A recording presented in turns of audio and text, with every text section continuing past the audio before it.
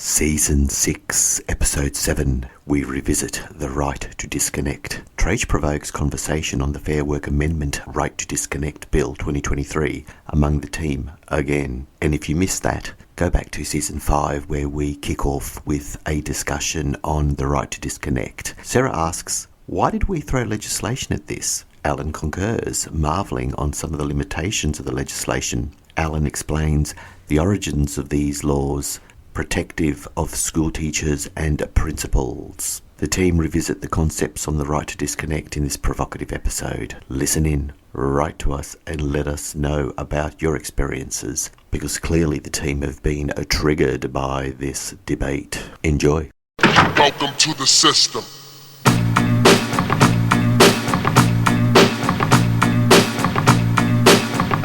Yeah. 1, 2, kid. This speed, R4D. And we're gonna bust it up like this. I'm crushing empty bourbon cans with my dirty hands, poisoned by devil's weed, dreaming off foreign lands. Ever since my very spark of life, I've been caught in this astrological plight. Hello, and welcome to the Why Work podcast, a series of playful legal dissections on the most curious and alarming events in the world of work. The podcasters Alan Girl, Trajce and Sara debate how to craft a better experience of work. Sit back, relax and enjoy. And remember, none of the things we talk about today should be construed as legal advice or any other type of advice. We're just here to talk about all things related to work. If I said this phrase to you, right to disconnect, in the context of work, this is a Why Work podcast, what do you think I'd mean by that? You have a right to disconnect. A right not to be responsive at unusual times is what I think of. A right to disengage. You don't have to be on all the time. Is that fair? It's not to go out dancing at a nightclub at night. Maybe you don't even have to go to the Christmas party like season 1, episode 1, right? No, I challenge you. It is your right to go to a disco dance club at night because you're disconnecting. But not for work. Not disconnecting, but disconnecting.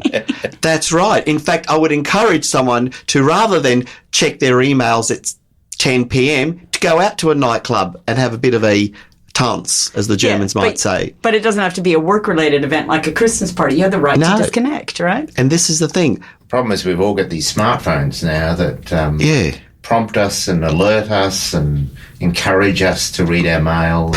Isn't technology great? It's one of the reasons I won't do a smartphone. I'm a smartwatch. I won't do a smartwatch. And I was gifted one, and it was the sweetest, nicest, kind of gesture.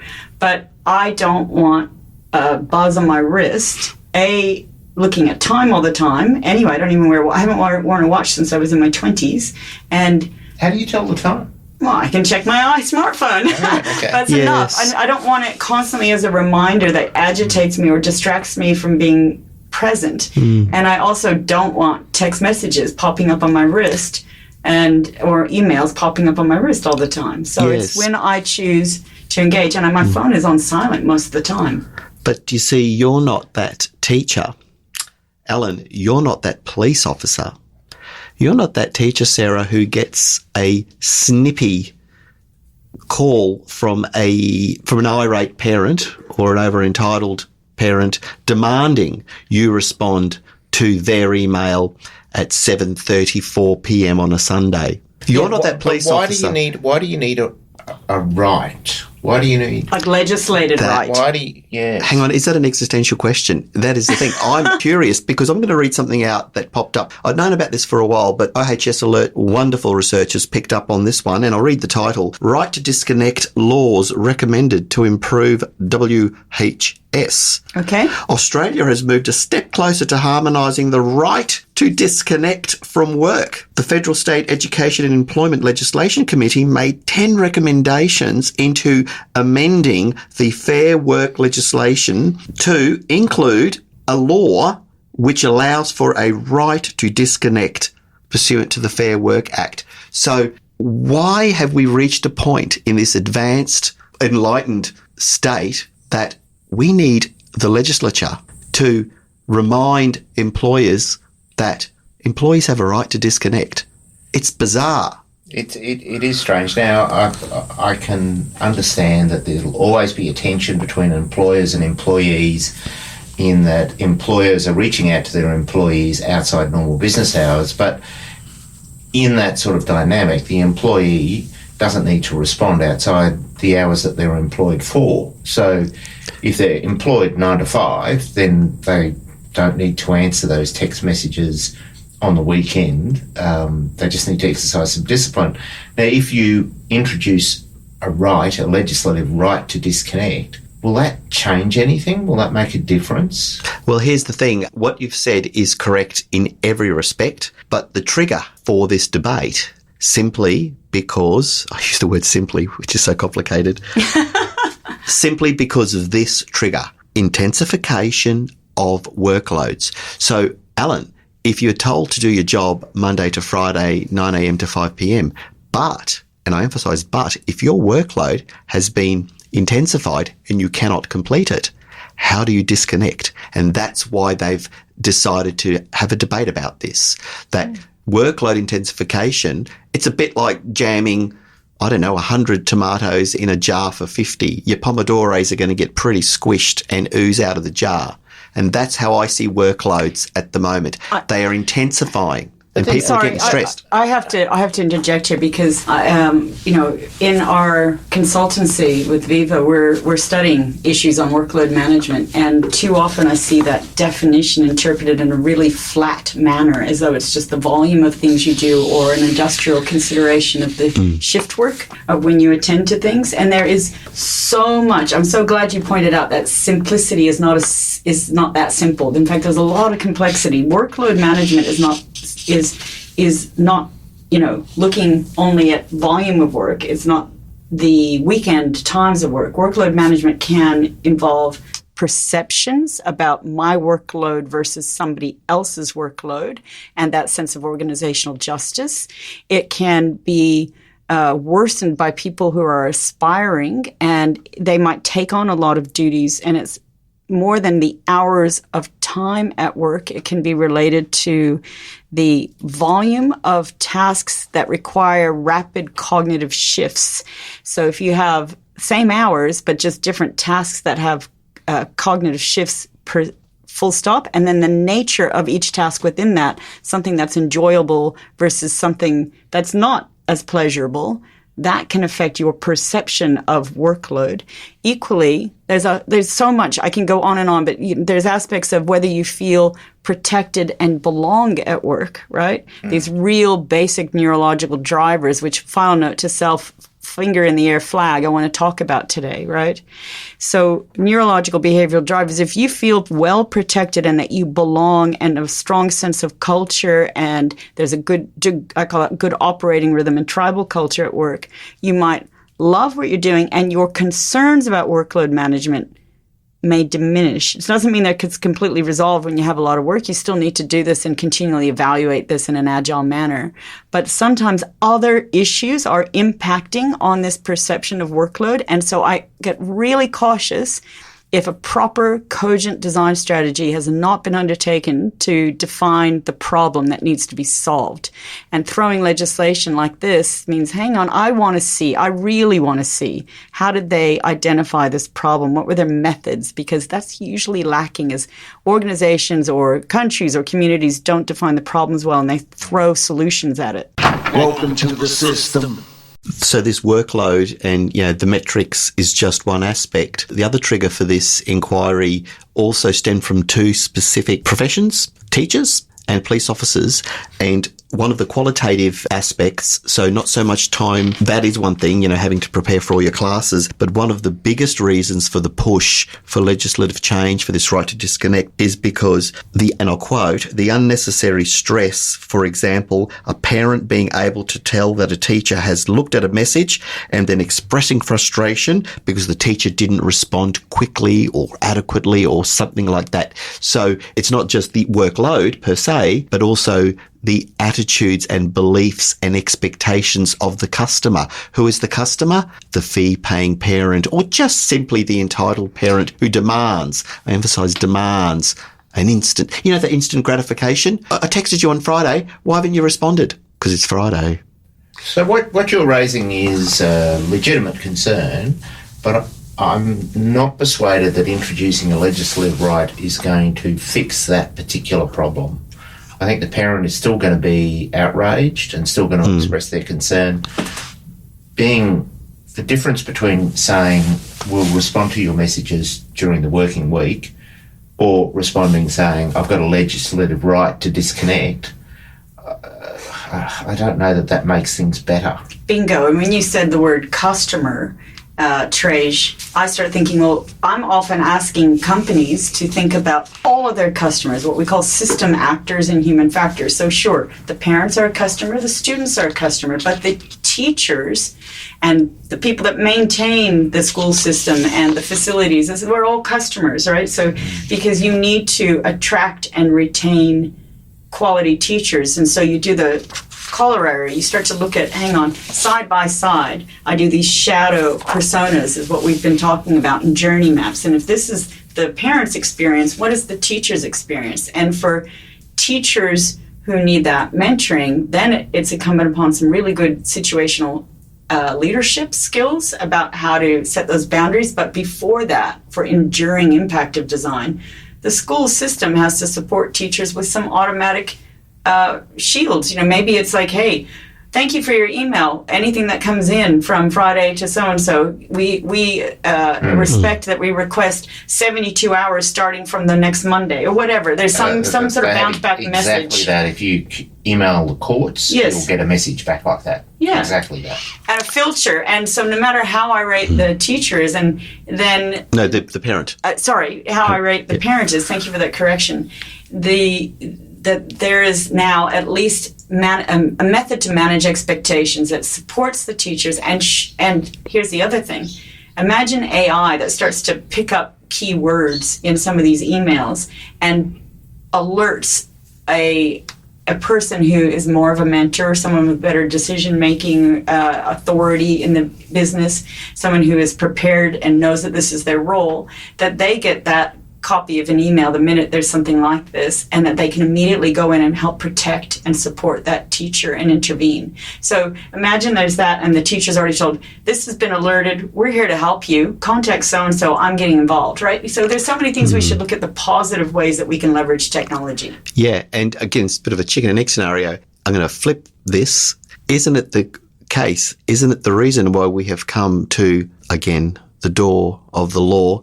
Isn't it because, and I would agitate this point, it's because the system is not working, that leadership is failing, and this, just when they say court is the last resort, I think no one has been doing anything about this for a long time. The internet's been around, 20, 30, 40 years, especially the last 20 years in the modern educative setting. Yeah.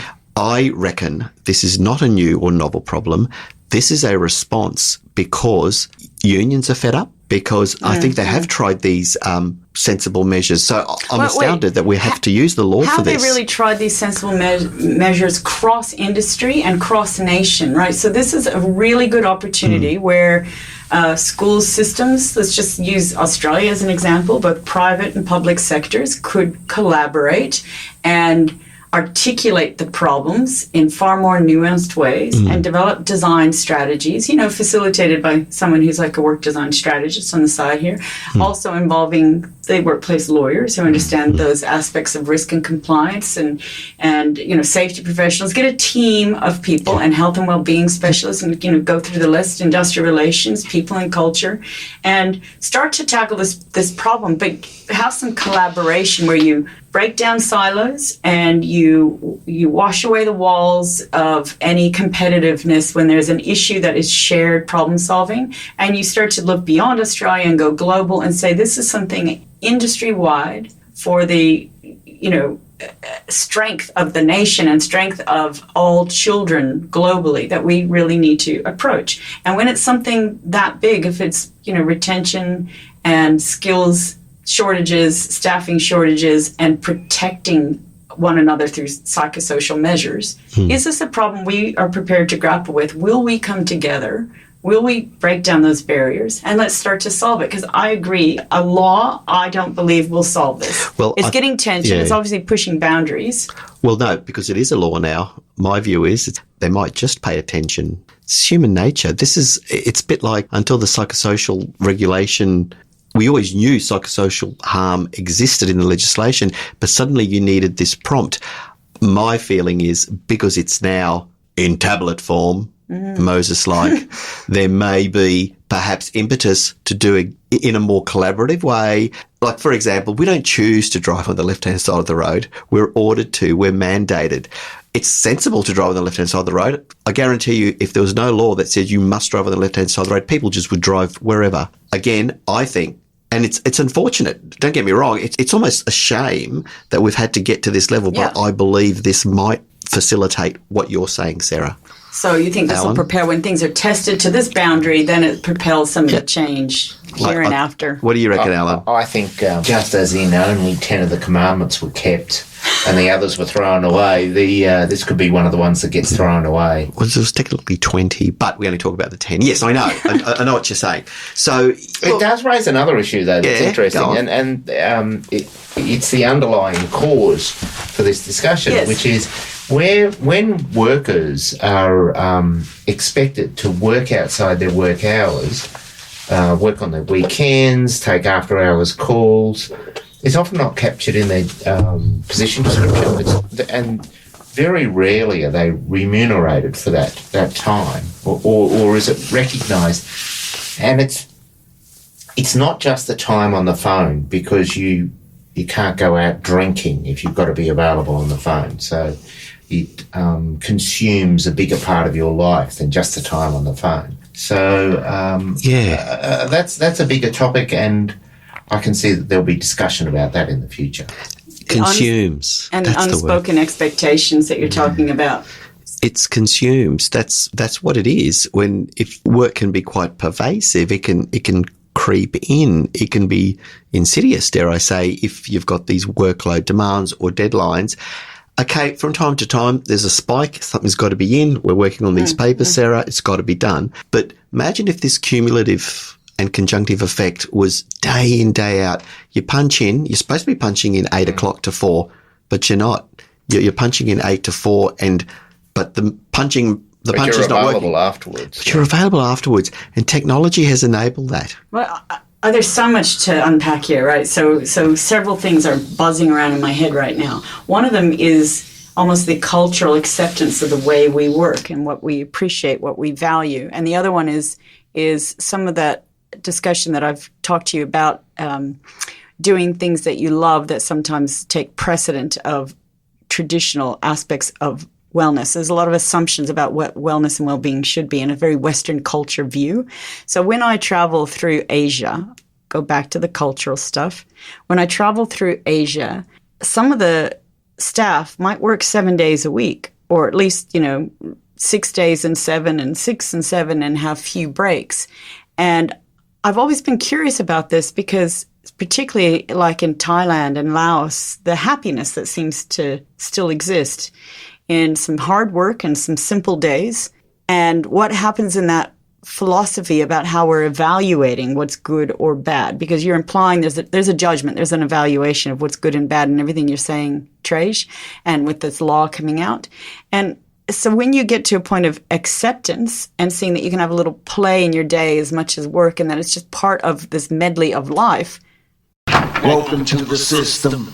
The angst, the suffering, this sense of harm can diminish. So sometimes the cultural expectations around this, the perception about what work is and what it means to you, how others perceive it, can really, really impact on your joy, your sense of joy. But you go through Thailand and Laos, and I just find so much more acceptance, philosophical acceptance around what a day in the life is, rather than just assuming. And I'm not saying that we should exploit people. Please let me say this really clearly. But I've always thought it was a very delicate, graceful, exquisite kind of dance of acceptance in life, having less suffering around this, And I love my work. And we've talked and you've teased me about how I work at weird times and all kinds of things. But Charlie Grantham, I've mentioned before.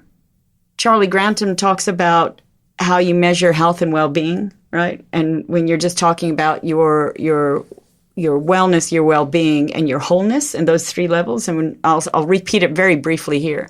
So when your wellness measures maybe things like, your heart rate and your cholesterol levels and your traditional, sugar levels and how many steps in the pedometer you've taken, right? If you remember that. And then you've got your well-being measures. So you have your hand symbol, your heart symbol, your well-being measures, maybe a little bit more about your social effect, your psychosocial, can still be blood pressure and heart rate, physiological measures, but it's a little bit more about the climate surveys you do and, how you're perceiving things, which is what I'm getting at. And we assume that they should all be regulated all the time, and sometimes our initiatives. And yet there's the wholeness aspect, and he speaks about the wholeness aspect represented by the brain. And this wholeness aspect is, are you doing something aspirational? Are you doing something that you love? Is it making sense to you? Is there value? Is the action that you undertake, is that aligned with your values, right? And when you do that, sometimes you work incredibly hard. Like you said, paper, you're just, feeling compulsive about having to get this idea expressed, or this podcast that we're here on a Sunday, right? This is a lot of extra time. I don't feel it as a compromise in workload because I love it. I absolutely love getting together with you guys. And so when you're doing something that meets that, you talked about Maslow's hierarchy, and something that's aspirational and elevates you and educates you and connects you with others in a positive way, then it's okay to temporarily have taken time away from the exercise session you were going to do. Maybe we have to grab quick food and it's not exactly what you would measure in your wellness, as long as you have systems to detect when it's too severe and you have time to replenish yourself and you don't completely erode your performance without some understanding of balance. Because I don't think balance actually is always balance, if you will, 24/7, 5 days. For me, it definitely isn't. It goes up, down, around, and sideways. And I love that rhythm of change. You can't be passionate without having some of that. That is very compelling, those 3 points, because I'm thinking about the example, okay, you've obviously got a little bit more freedom. I think we're in reasonably privileged positions. We've got a little bit more freedom. But I am thinking of using these two examples, the role of the teacher and the role of the police officer. Certainly, when I was a child, you'd think back, there were noble reasons for A, becoming a teacher, to impart that knowledge and watch young minds grow. B, police officer, to be proud in your community and ensure that it's a safe and harm, free, or at least. So there are fantastic aspirational ideals in those two humble professions. And it is quite sad that those two professions are feeling claustrophobic about expressing all of these rhythms that you've talked about. And I think that's where it's come to. One-time teachers, they're leaving by the droves. I don't know if you've read the most recent article. It's the largest exodus of this most critical profession. Without policing, we're stuffed as well. So the thing is, isn't it sad that we've had to now, it's a shame that we've had to now come to this where we can somehow reintroduce. I imagine at one point in these two careers, especially teaching, there were these rhythms you talked about. There was a sense of wellness, there was well-being, there was wholeness. I'd like to believe that's how it should be. Well, not could be, should be. People get into these with really positive ideals. That's right. You could throw healthcare in this discussion too, right? Yeah. So what I'm also speaking about is, and you said the word privilege, that level of commitment must be married with empowerment, with some autonomy, with some support, with some agency, with stimulating work that's not overstimulating, that you're completely exhausted to the point of burnout. So there has to be a great deal of support for people when we know that the demands are going to be high, right? So it's a marriage, a partnership between everybody and among everybody that's in that system. So absolutely, jobs must be designed well, but I think I've been pushing this idea about enduring impact. It goes back to, do we have the right built environment, the environment? Are we not having to do workarounds for the next 20 years? Have we got the right assets that we can live with well? And are we designing jobs well? Are we listening? I'll tell you one thing, a little tangent here. I was just having this discussion with a friend the other day. These obligations to go back post-pandemic, to work have always been discussed, you know, in our podcast and so much literature right now, right? The distributed situation of work. And most people are saying they want some time home, or somewhere else, work from anywhere, work. Why did we not pause with traditional conventional education and take that rich opportunity to pivot and say, if we're preparing people for an emerging point of work, our young students, and our teachers often are saying, why am I in the coalface not able to have variable schedules? And the kids are fatigued going to school 5 days a week. Why did we not take this rich opportunity to say, let's radically review how school and education occurs? Well, I think there's a major push by employers now to get their employees back to work. And there's still very controversial, a lot of revolt, a lot of people wanting some flexibility, right? So and a lot of companies still adhering to flexibility. So if we're allowing that, why are we assuming throwing children in a can, you know, boom, boom, boom, we'll push through it to a very conventional 5-day-a-week system at this type of schedule is actually effective? Why didn't we take the opportunity, we as a nation, we as a global society, you know, Western world method of educating, and say, we've got a chance now. We've been thrown into upheaval, but this is an opportunity to evaluate how good quality education or policing or healthcare needs to occur. There are so many ways that we can do this differently. And indeed, if there was a reconstituted, let's focus on teachers, perhaps the parents may be less stressed, and perhaps the parents may not be texting and emailing, and perhaps it could be a win-win for all the actors in that scenario. When I was studying my MBA in the United States, our instructor, we did evening classes, and one of our classes was taught by someone who also did school teaching, right? That was her moonlighting job, and she did school teaching. But this was unique. Her school teaching operating rhythm and obligations for on-site occurred in a block, and I don't know exactly the block, so bear with me, but let's just say it was 3 weeks of a teaching block. Her students were in this class for 3 weeks, and it was a rotating mobile classroom.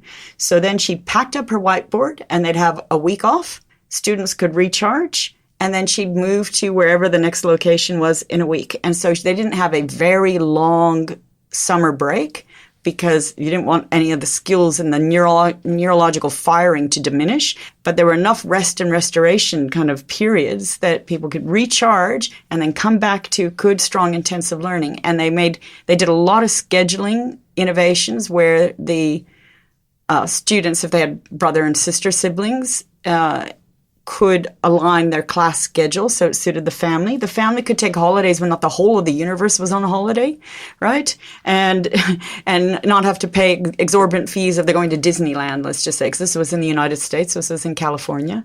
And I remember then, and this is, you know, more than 20 years ago, thinking, heck yeah, excellent. How good is that? And she loved it. She loved it. Yeah, the idea of redesigning. Why do we have to always, like you said before, just try and just sort of patch existing things if they're not working? And the best evidence to suggest it's not working is here we are, the legislature now having to intervene and put in right to disconnect. Anyway, food for thought. We hope you enjoyed that episode of Why Work. You've been listening to Trajce, Sara and Alan.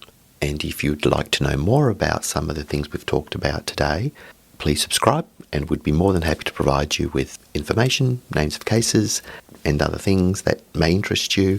Please be aware that none of the matters we've talked about today should be construed as legal advice or any other type of advice. We're just here to talk about all things related to work. See you next time. What you thinking? You jumped up in the system. Welcome to the system. Welcome to the system. Welcome to the system. Yeah. Welcome to the system.